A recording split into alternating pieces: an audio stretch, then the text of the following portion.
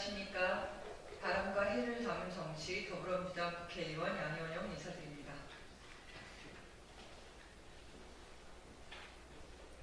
네, 피의사실 공표 위반 혐의 한동훈 국민의힘 비대위원장 고발 기자회견입니다. 안녕하십니까. 바람과 해를 담은 정치 더불어민주당 국회의원 양현영입니다. 저는 한동훈 전 법무부 장관 현 국민의힘 비대위원장을 고발하기 위해서 이 자리에 섰습니다. 더 이상 유검무죄, 무검유죄식 검찰의 국기문란은 두고 볼 수만은 없습니다.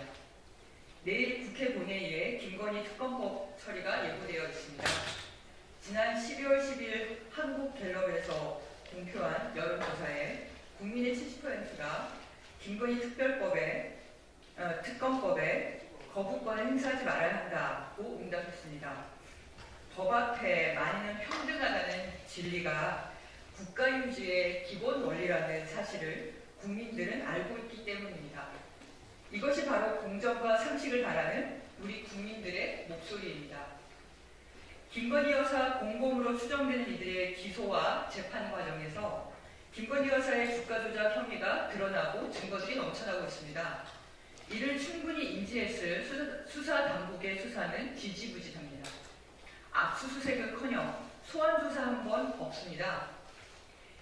조국 전 장관의 배우자는 조국 전 장관 인사청문회가 끝나기도 전에 소환조사 한 번 없이 기소한 검찰입니다.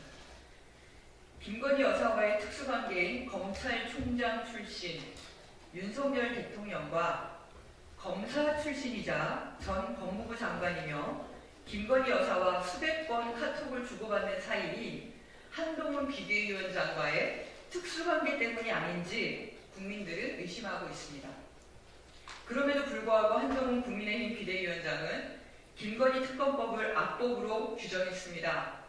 특히 한동훈 비대위원장은 특검법에 담긴 수사 상황 언론 브리핑을 독소조항이라고 언급하고 있습니다. 그러나 한동훈 비대위원장은 법무부 장관 시절 기회가 있을 때마다 피의사실을 공표해온 장본인입니다. 형법 제126조는 검찰, 경찰, 그 밖에 범죄 수사에 관한 직무를 수행하는 자 또는 이를 감독하거나 보조하는 자가 그 직무를 수행하면서 알게 된 피의사실을 공소제기 전에 공표한 경우에는 3년 이하의 징역 또는 5년 이하의 자격정지에 처한다고 명시하고 있습니다.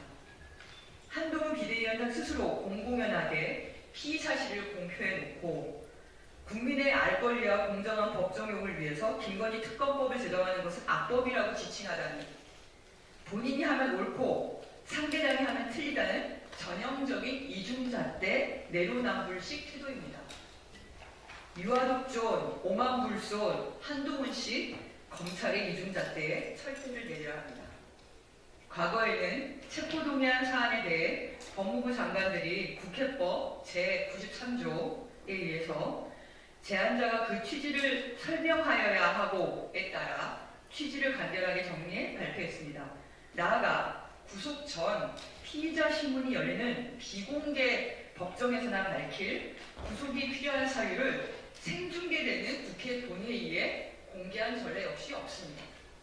그런데 피고발인 한동훈은 당시 검찰의 직무를 감독하는 법무부 장관으로 수사 내용 중에 검찰 수사에 유리하다고 판단되는 내용은 공개한 반면 피의자에게 유리할 수 있는 내용에 대해서는 공개하지 않는 등 그 피의사실 공표조차도 편파적으로 발표했습니다.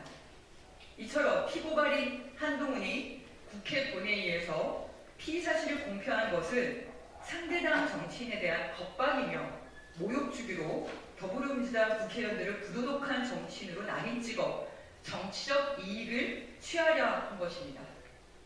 검찰 권력을 이용한 야당 정치 탄압이 아닙니까? 아니나 다를까 국민의힘 비대위원장으로 정치적 속셈을 공식화했습니다. 객관적인 사실이나 증거도 없이 검찰의 일방적인 주장인 피의사실을 공표한 피고발인 한동훈의 행위에 대해서는 엄정한 처벌이 이루어져야 합니다. 이에 저 국회의원 양현영은 서울중앙지검에 고발장을 제출하고자 합니다. 이 기자회견이 끝나면 이 고발장을 제가 접수하러 갈 겁니다. 이를 통해서 공정과 상식에 부합하는 법 집행이 이루어지고 국민한테 신뢰와 사랑받는 공직자상을 정립하는 계기가 될 수 있도록 피고발인 한동훈에 대한 엄정한 수사와 처벌이 이루어지길 기대합니다. 검찰 특권의식에 쩔어있는 한동훈에 대한 처벌은 국민들에게 신뢰받는 검찰에 거듭나기 위한 공보기가 될 것입니다. 네, 2023년 12월 27일 더불어민주당 국회의원 양의원입니다. 감사합니다. 고맙습니다.